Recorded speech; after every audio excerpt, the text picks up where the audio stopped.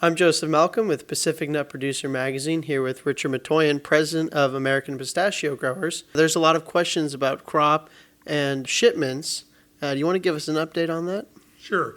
First of all, Joseph, let me just start off by saying it's great to have another member of the Malcolm family do interviews. So it's good to have you here. Thank you. First, talking about shipments, and this is statistics through the month of May. We see that overall shipments in total are up about 11%. And when we divide that up between domestic and export shipments, domestic is still down about 5% year over year.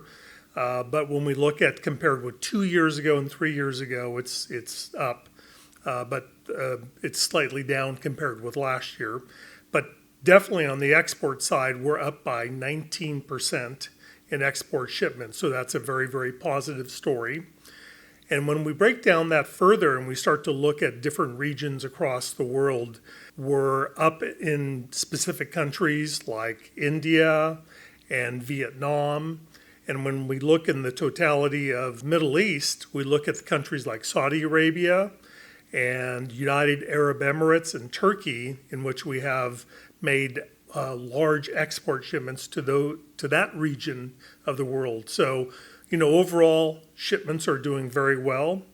And if we keep up this particular pace through the last couple of months of the fiscal year, we will end up with a carryover that will be below 200 million pounds. So that will be very significant to the industry to bring that carryover number down from where it has been in the last few years. Well, that's really good news, Richard. Do you want to tell us about what you foresee as the crop for 2023? Sure. We've been fooled by Mother Nature over the last few years in terms of having two large crop years in 2020 and then again in 2021. 2022 was supposed to be an on year, but because we had those two large years in a row, 2022 was an off year. So here we now are in 2023, and we are definitely expecting this to be an on year.